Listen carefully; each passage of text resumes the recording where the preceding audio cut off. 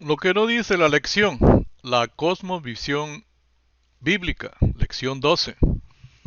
Dar y compartir es el propósito original para traer a la existencia lo que no existía.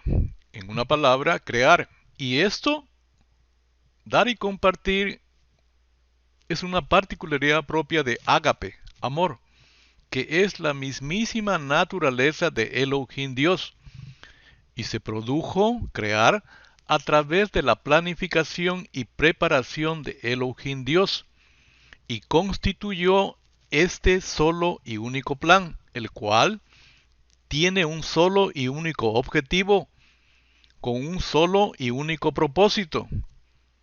En el principio la razón de la existencia del cielo y la tierra somos nosotros, o sea, nosotros somos el objetivo del plan de Elohim Dios. Sucede la caída y continúa siendo nosotros el objetivo del plan de Elohim Dios, pero ahora con la finalidad de restaurar en nosotros lo que perdimos en la caída, que son dominio, santidad y Edén. Y esto lo hace posible mediante el sacrificio de su Hijo, ya destinado desde antes de empezar a crear. O sea, lo estableció en el plan. El total desarrollo del plan de Elohim Dios no ha terminado. Falta que se cumpla el solo y único propósito. Y esta es la cosmovisión de Elohim Dios. Restaurar en nosotros dominio, que significa ser regidos y regir nuestro entorno. Santidad. Es en nosotros el Espíritu Santo que es el que nos santifica. Y Edén, que es vivir cada día de nuestra vida en la presencia de nuestro Padre Celestial, para así poder cumplir el propósito del plan de Elohim Dios. A propósito, no es ir al cielo. Y el mismo Dios de paz os santifique por completo, y todo vuestro ser, espíritu, alma y cuerpo, sea guardado irreprensible para la venida de nuestro Señor Jesucristo. Elohim Dios hace posible que seamos santificados al restaurar en nosotros dominio, santidad y Edén, y así seremos guardados irreprensibles. Para empezar, en el verso 40 dice, y el niño, aquí Lucas utiliza la palabra paidión, crecía. En esta ocasión Lucas utiliza la palabra eusanen, que proviene de la palabra raíz ausano, que significa crecimiento normal en cada niño, física y mental, y se fortalecía y se llenaba de sabiduría, y la gracia de Dios era sobre él. La gracia de Dios es sobre cada recién nacido, sobre cada niño. Lo que sucede en el templo con los doctores de la ley, después del verso 40, muestran de cómo Jesús el Señor tiene conciencia de que tiene que estar en los negocios de su Padre. Y en el verso 52 dice esto, para empezar a estar en los negocios de su Padre. Y Jesús, ahora Lucas ya no le dice niño, sino lo identifica por su nombre, por quién es y a qué ha venido. Y su nombre significa Jehová es salvación. Crecía. Aquí utiliza otra palabra diferente, procopten, de la palabra raíz procopto, que significa incrementar. En sabiduría. El principio de la sabiduría es el temor de Jehová. O sea, el primer paso para incrementar en sabiduría es el temor de Jehová. Entonces, ¿qué es el temor de Jehová? La mayoría concuerda en que ese temor es un temor reverencial y de respeto por Dios y su palabra. Pero Dios dice así, el temor de Jehová es aborrecer el mal. La soberbia y la arrogancia, el mal camino y la boca perversa, aborrezco. los beneficios de temer a Jehová. Pero como dice la palabra, el temor de Jehová aumentará los días, mas los años de los impíos serán acortados. El que anda en rectitud teme al Señor, pero el de perversos caminos le desprecia. En el temor de Jehová está la fuerte confianza, y esperanza tendrán sus hijos. El temor de Jehová es manantial de vida, para apartarse de los lazos de la muerte. Incrementaba en estatura, que es madurez espiritual, que se refleja en nuestra vida diaria. Dice la palabra, hasta que todos lleguemos a la unidad de la fe y del conocimiento del Hijo de Dios, a un varón perfecto, a la medida de la estatura de la plenitud de Cristo. ¿Cómo se es perfecto? ¿Cómo se alcanza esta madurez? Por medio de las cuales nos has dado preciosas y grandísimas promesas, para que por ellas llegases a ser participantes de la naturaleza divina, habiendo huido de la corrupción que hay en el mundo a causa de la concupiscencia. ¿Cuál es la naturaleza de Dios? Es ágape, amor. Así es que ser perfectos no es inalcanzable, es posible. Pero en el que obedece su palabra, en este verdaderamente el amor de Dios ha sido perfeccionado. Por esto sabemos que estamos en Él. La perfección en el amor se puede medir por la obediencia a su palabra. Amados, ya que Dios nos amó así, también nosotros debemos de amarnos unos a otros. Nadie ha visto a Dios jamás.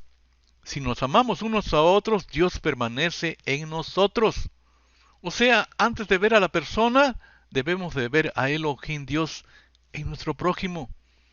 Y su amor se ha perfeccionado en nosotros. El amor entre nosotros nos establece el grado de perfección alcanzado.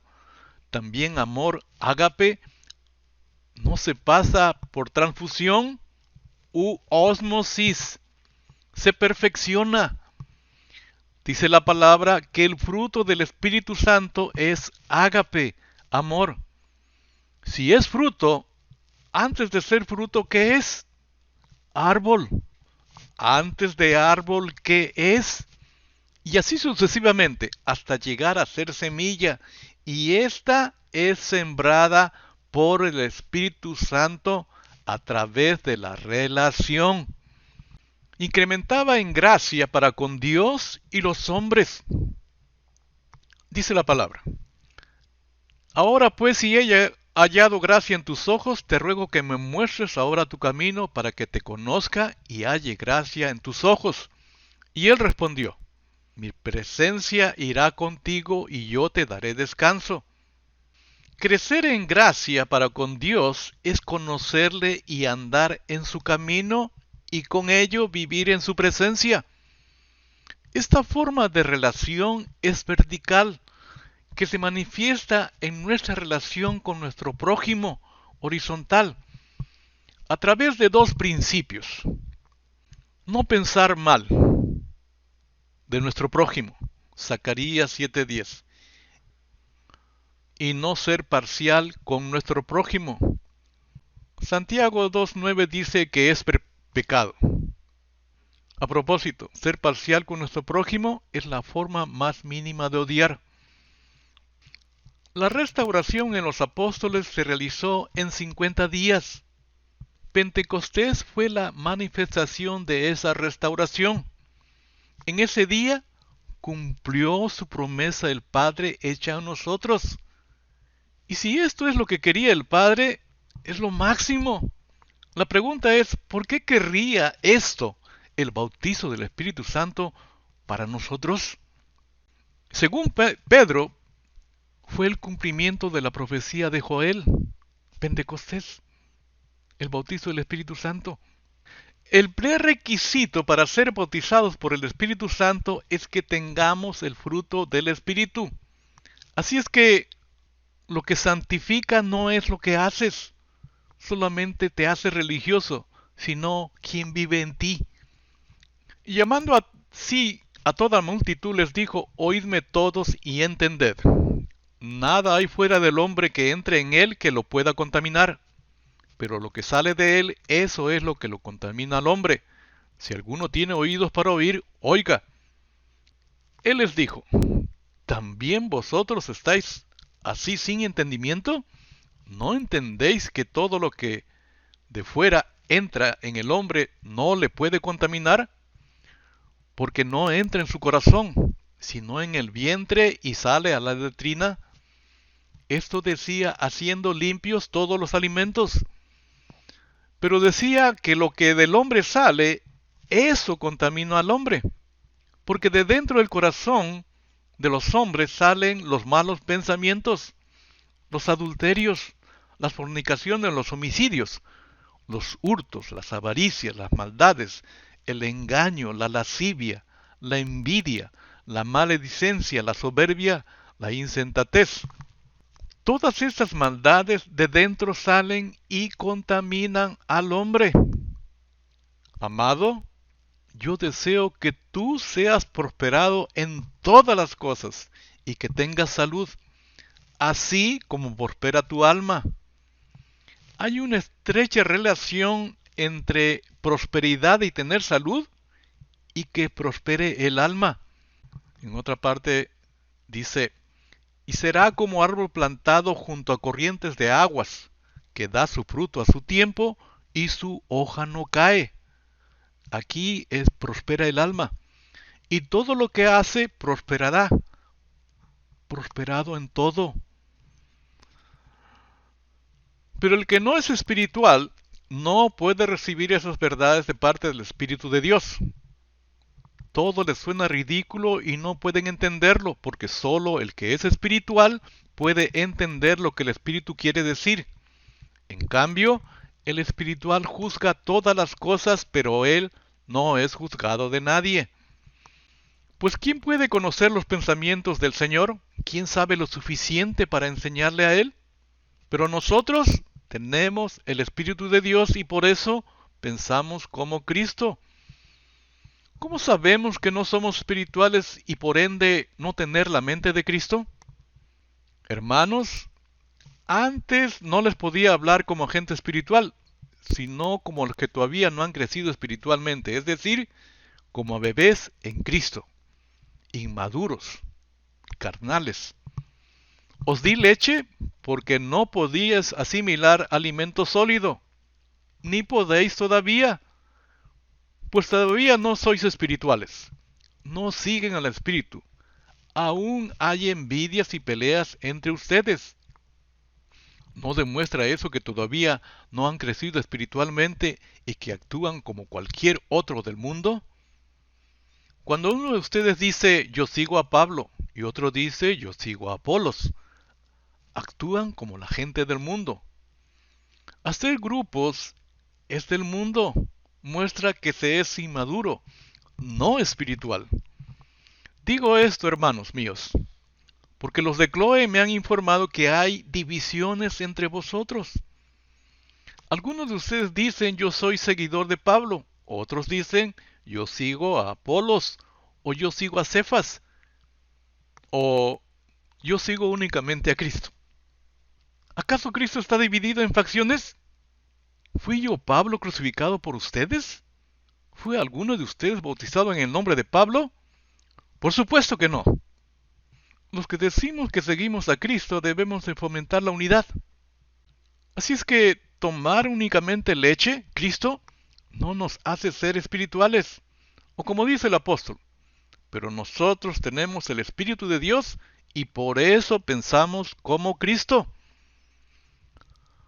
No solamente es guía, es enviado por el Padre a petición de su Hijo, y como todo enviado, tiene un solo objetivo y tiene un solo y único propósito. El objetivo es establecer ágape amor en nuestro ser.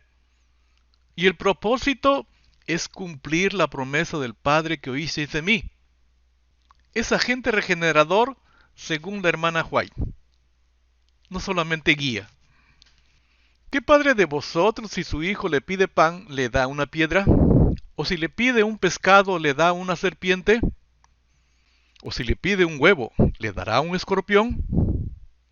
Pues si ustedes, aun siendo malos padres, saben dar buenas dádivas a sus hijos, ¿cuánto más vuestro Padre Celestial que está en los cielos os dará el Espíritu Santo si se lo pidiereis? Si se tiene que pedir personalmente al Padre que envíe a su Santo Espíritu, la pregunta es, ¿para qué? Si es para que te llene de poder para dar el fuerte pregón, no lo va a enviar. Si es para que te llene de su amor, tampoco lo va a enviar. Ninguna de estas razones es correcta para enviar al Espíritu Santo. ¿Cuándo se le pide personalmente?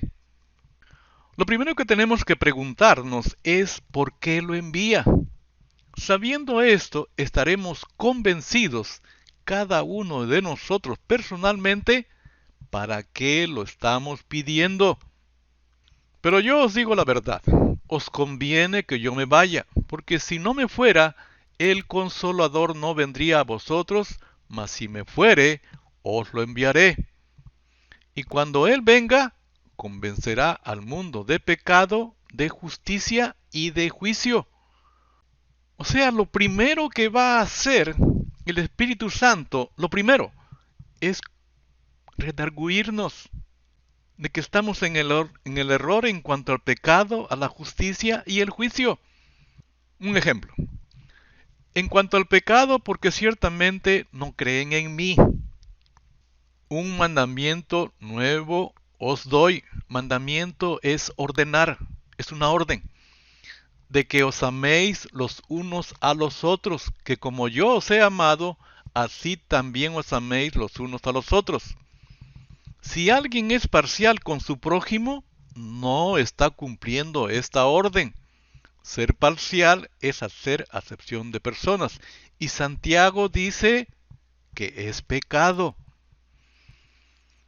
Porque esta es la voluntad de mi Padre, que todo aquel que ve al Hijo y cree en Él, tenga vida eterna. Y yo mismo lo resucitaré en el día final. Cristo no ha venido todavía. Así es que, mediante vida eterna, que se nos da hoy, ahora, aquí, seremos guardados irreprensibles hasta el día postrero en el que el mismísimo Señor nos resucitará. Hasta aquí nuestra contribución a la lección.